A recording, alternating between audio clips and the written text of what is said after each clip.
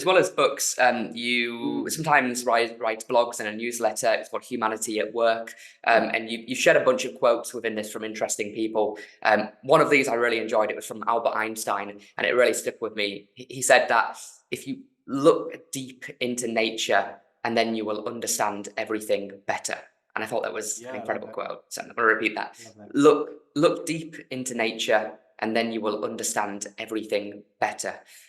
Why did you share that quote in the newsletter? What Mm. in particular did that make it stand out to you? So my process for those newsletters is I do the quote at the end, and in other words, I'll find a quote that aligns with whatever I've discussed. So it came afterwards, but it relates to something I've been thinking about quite a lot over the past year or so, is the lens or the metaphor or the paradigm that we use to think about our organizations. I think that what we're stuck with is a more of a mechanistic one. And you might say it's born out of, let's say the Industrial Revolution and maybe Taylorism and all the rest. But we knowingly or unknowingly see our organizations as machines, and employees knowingly or unknowingly as cogs in that machine. And it's just looking at our language could suggest it, like streamline operations, execute tasks, et cetera, right? Some of the common business lingo, which is fine in and of itself, but I think it reflects this broader issue, which is a lens that is not true, right? Like we are not a machine. An organization is not a machine. I don't think it's the right lens to use for the flourishing of that organization. And so anyway, I think a more apt lens is a living systems one, and recognizing the life within an organization. Once you recognize that, you ask yourself, okay, well, what helps a living system or a living thing to flourish? And then it starts to invite new things to focus on. And I talk about that in the newsletter. But that's when I came across Einstein's quote. I just thought it was a good fit for what I was talking about. I think nature has a lot to offer us when we pay attention to it. So, Yeah. yeah. What about advice for other writers? I've been writing a newsletter for a while now, and I find it can be more difficult to almost delete rather than write. You do a splurge of information, and then you have to decide what's actually worth keeping in there. I wrote a book a few years ago, and originally it was like 700 pages, and it took me so long to get it down to the 150 pages that actually mattered. But it was much better quality having it that way rather than just a mind mess. What is important to you when writing, and what tips would you give to others that are looking to maybe do like a newsletter or a blog of their own? I guess the fact that you've written a book, you probably have more to offer on the art of writing than I do. But I have learned some lessons as I've written over the years. For me, I have a tendency, and I've had a tendency to be verbose and to just want to say a whole bunch of things and express myself a lot. With my writing, I've really worked at. So initially, I will just write, and then I'll work at editing it. But like really trying to get it down to punchy, economical phrases that aren't overly flowery in their language and that are like, just human, everyday kind of language. That's where I'm trying to get to these days, is that, right? Human, down to earth, everyday, concise, punchy, relatable. And for me, I just get there through hacking away at my initial content. I don't know if that's how you approach, but I'll write it all out, and then I'll actively work sometimes I'll set some constraints. Okay, I need to turn this into X amount of words, which then forces me to really get succinct. And actually, that's the approach I took with my newsletter, is I've really made it bite-sized. Like I've made it such that you can read it in 60 to 90 seconds or maybe max 2 minutes. But that constraint has forced me to really get to the essence of what I'm trying to say. So that's been my approach. I think that constraint is very important in the TikTok world that we live in that getting somebody to read something that's very, very long can be a challenge, unless they're picking up a book. Newsletters that are 20 pages are newsletters that don't get read for the most part, right? So yeah, and if you can get your point across, and if you can share your message in 100 words, as opposed to 1,000 words, and it has basically the same effect, then 100 words is better, because time is the most valuable resource that we have, right? Definitely.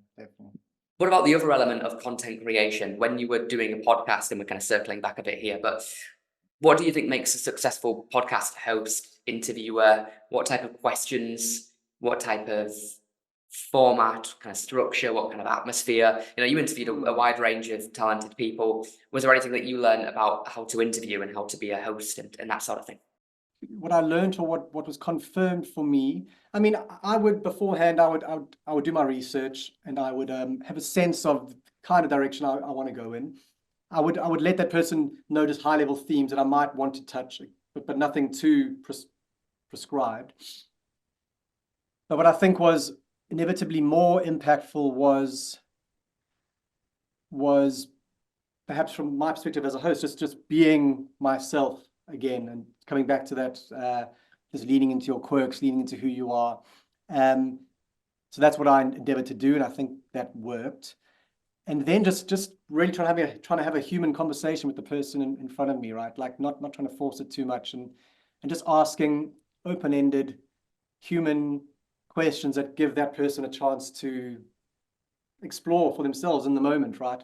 And also maybe shift them out of what might be the same old stuff they always say. So ask interesting questions that they may not typically have been asked. But for me, being human, being authentic, and being curious, just being genuinely curious, right? I think the right things will follow from that. So for me, that's what it was about. Yeah, the curiosity for me is arguably the most important thing. I find that a bad podcast, and my first 50 episodes were this, where it was I had 10 questions written down, and I'd ask the question, I'd get the answer. Sure. Okay, then it's the next question, then it's the next answer. And it wasn't a podcast, it wasn't a conversation, it was a formal interview, and that's fine if that's your thing, but having an actual conversation and discussion is 1,000 times better. And you might start here, you might end up over here, as long as you keep it on the same on the structure overall, then it kind of hits the key points. But sometimes I've thrown the script completely out the window and be like, all right, let's talk about this instead. This is far more interesting than what I've got written down.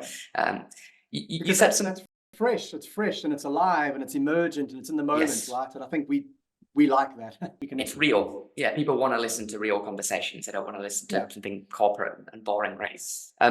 You mentioned something a moment ago when you were talking about the Einstein quote, which I thought was quite interesting. You said businesses should be run as a living system rather than a machine. And I think that's very, very true.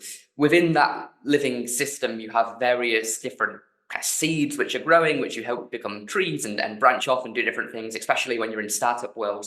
Let's talk about a couple of those and I guess share your thoughts and advice to other founders that might be on that journey of planting those seeds to make that kind of living system a reality. So you need to first get a great team together, then you need to build a product, you need to market it out, and then you need to make sales, and you need to reinvest it and make it a success. So let's start right at the beginning in terms of recruiting and hiring and putting together that amazing team.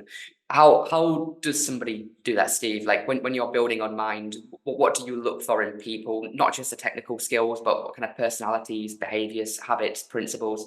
What are you looking for when building a high performance team and culture? Yeah, I mean, perhaps that has evolved over the years, and maybe that's part of it as well. Like who you're looking for will evolve over the years. In the beginning, given that we were starting out, it was very much mission fit. We hired people who were genuinely passionate about what we were doing and believed in what we were doing. So it was that kind of mission fit. And we were seeking to support employees' mental health in organizations and create more mentally healthy workplace cultures. We wanted people who felt that was a really good thing to do and who had a story of their own that linked to that. So it was a very, like I say, mission fit, which is, I think, a good way to start. Closely linked to that, values fit, but to be honest, we hadn't defined our values in the very beginning.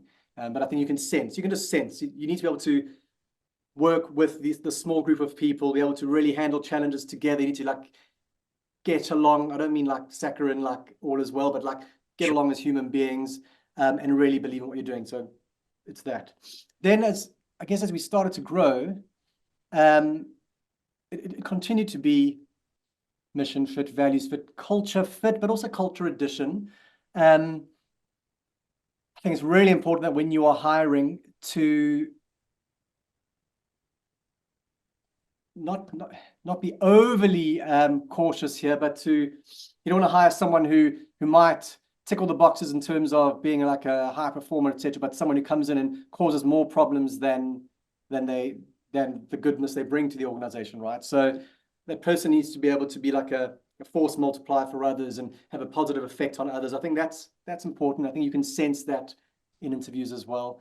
And then for us as founders, myself and Nick, from the very beginning, it was about bringing in people who could do what we can't do. And you know, that's continued to this day, right?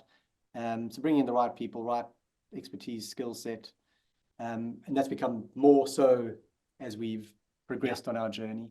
And then also for us, when I'm sure this was going to happen to many startups, we've intentionally evolved our culture over time to better fit the market that we're in, the circumstances that we are faced with, the new challenges, etc. And we have hired to then accelerate that cultural shift as well. That'll look different from startup to startup, but I think that's also an important consideration. I agree with you around culture add rather than just culture fit, because culture fit, you just get a bunch of people doing looking, talking, walking, sounding the same, right? Culture add much more impactful to adopt that and make it better over time. Okay, so let's say people have got a great team together, Steve. They've kind of followed, you know, those concepts.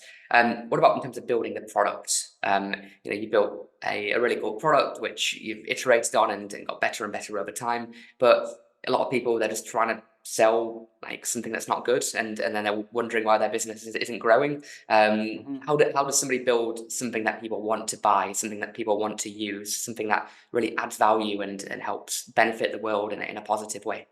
Yeah, I mean, I guess you need to understand why you're building what you're building in the first place. Like, you know, understand what problem you're trying to solve, understand the people or the companies to experience a problem, like understand their needs and build for that, right? And then get feedback as soon as possible. You know, you want to get feedback, iterate, and get real world feedback. You know, we got our first client before we'd even built our product, but it was more through our prototype. We took it to a benefits conference. But then you start to get feedback from clients, customers, the market, etc., and go from there. So, you know, this is probably just standard knowledge, but, you know, iterate and know what problem you are solving. For us, I guess, and I've come across this as being important. I think it was Roelof Botha from Sequoia spoke about founder market fit being really important. I guess for Nick and myself, like this was just a continuation of like what we were doing before we started Unmind in terms of the problem we were trying to solve, right? He was a clinical psychologist. I was in the workplace wellness space, and so it was, we understood that problem. And I think it's important that you understand the problem and bring something innovative to that. And I guess that's how we've approached it, and then hired the right team to build the product. It's like, you know, Nick and I will bring a sense of a vision and ideas, but we need to have the right, you know, product experts building our product, which we do have as well. Product market fit important, but founder market fit so true. And you've stuck to that over time, because there's decade-old videos of you on YouTube when you were doing more like fitness and kind of mindset coaching on radio shows, right? So you were the founder that could build this. Perhaps the market wasn't ready for it, but when the two aligned, then the magic happened. And similar to what you said earlier around about kind of look, this stuff, Alfie, it might sound like common sense. It might, but it's not common practice, right? People hear these ideas in the abstract, but how many of them actually execute them on them in reality? Very few. So they've built a great team. They've got a great product. Obviously easier said than done, where we are doing an accelerated version of this, right? But let's say they need to get that product out there to the masses, Steve, and really start marketing. Let's talk about marketing, and then we'll do sales. So what advice would you give on marketing? How does somebody get their amazing product with their amazing team and let the market know about what they're building? Yeah, I mean, I always feel like if I were to give you answers here, they would be not disingenuous, but like within my company, like from the start, I've known what my strengths are and what they're not. And I didn't come from a commercially driven background. I've literally, it's going to sound so trite and cheesy, I've just like followed my gut and my passion, right? But then we brought in people to oversee parts of the business that we didn't have and let's speak for myself, that I didn't have the experience and the, yeah, let's just say the experience in, right? Yeah, yeah. And so I've not overseen marketing or sales since the beginning, which is, I guess, an honest answer. How we have approached it, though, again, has evolved over time. In the early days, it was just getting out there in front of people. Like, so we would go to the benefits conferences and we'd get out there and we would speak and we would connect, and then that would then lead to like word of mouth. And so that's how we built in the beginning. It was very much around, and to a degree it still is in some ways, but it was very much around relationship building, building trust, and then those people / companies like almost becoming advocates for you outside of that. We've obviously become a lot more sophisticated, and if I had my chief commercial officer on the call now, he would give you a far more robust answer than that, or our VP of marketing, etc. So we do have a strategy in place, don't worry. But yeah, from my perspective, it's what I've just shared now. Yeah. I've always operated the same way, just relationships, adding value, community. Of course. It's never been about a fancy SEO trick or some kind of paid secret. That stuff, somebody else is probably world-class at it. I'm not, you're not. I think we can be honest when it comes to that side of the coin.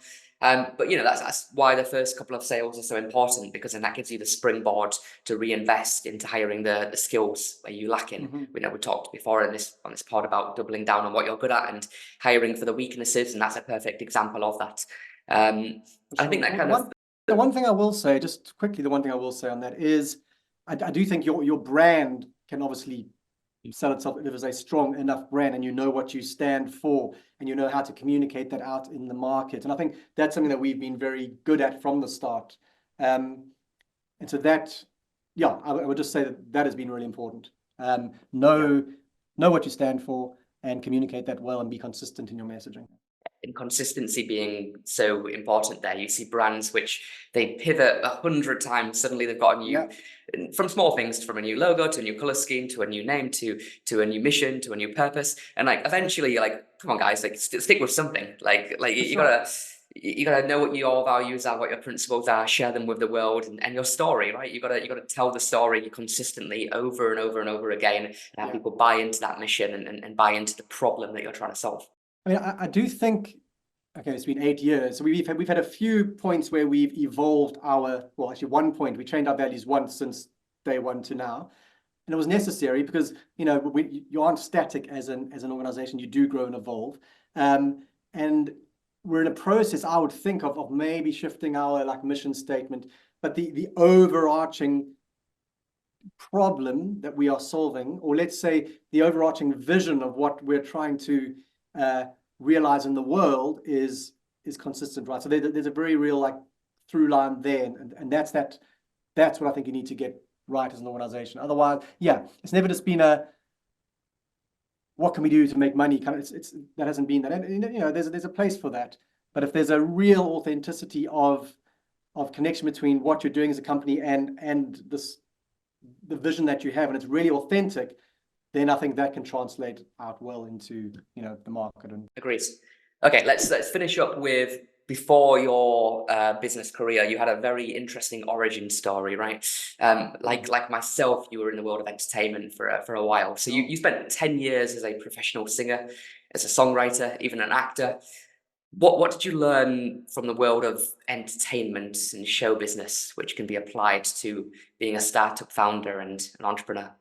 Probably the primary thing, the most useful thing that I have transferred over from there is a capacity to get in front of an audience and connect and inspire and influence, let's say, or let's just say inspire or connect, inspire, however you want to term it. And that served me well, in a leadership role in terms of, you need to be able to do that with your organization. It served me well with clients. It's I would say served me well in terms of evangelizing our philosophy and what we believe people need to know to create a more mentally healthy organization. So it's been able to get up in front of people and connect and communicate with confidence and authenticity, I think. other than that, I mean, perhaps there's the creativity. You know, I was a jazz singer and a songwriter, and I do that stuff kind of in the moment. Perhaps that's transferred a bit over into how I create content. I'm not sure. Maybe that's a tenuous link. But the main one is the capacity to get into my body and sort of express from there. If that makes any sense. It's quite intangible, but it's something along those lines.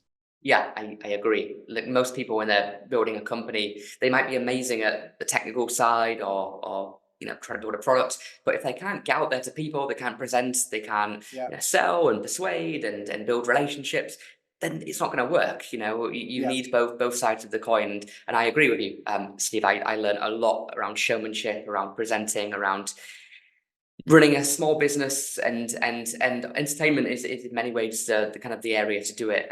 For context, I wasn't a musician, but I was a professional magician for many years. Yeah, so Brilliant. slightly different. Yeah, A no, I bit of love a that.